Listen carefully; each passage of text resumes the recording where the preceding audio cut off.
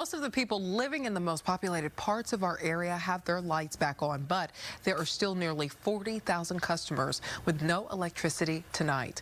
Most of those affected are in the North Sound, especially in Island County, and that's where we find Fox 13's Frankie Thompson tonight, where gusty winds brought down several trees and power lines. Frankie? Yeah, Sabira, Camano Island is one area hit the hardest by that recent windstorm, according to Snohomish County PUD. There are so many downed trees here, and there's extensive damage to the power lines. Officials say it may take a couple more days before electricity is fully restored here.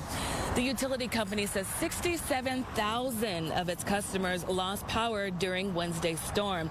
Much of those affected customers are here on Camano Island. PUD crews have been working extra hours to restore power. They're even getting help from additional crews from Grant, Douglas, and Okanogan counties.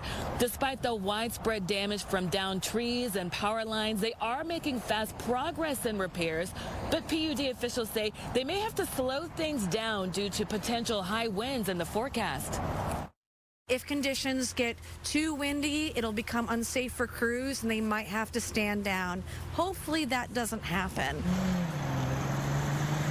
As of now, Snow PUD says under 7,500 customers are without power across its service area. That's an improvement from 13,000 reported this morning. Coming up in about 30 minutes, see how PUD is trying something new to serve those affected customers who are still waiting for their lights to turn back on. Reporting live on Camano Island, Frankie Thompson, Fox 13 News.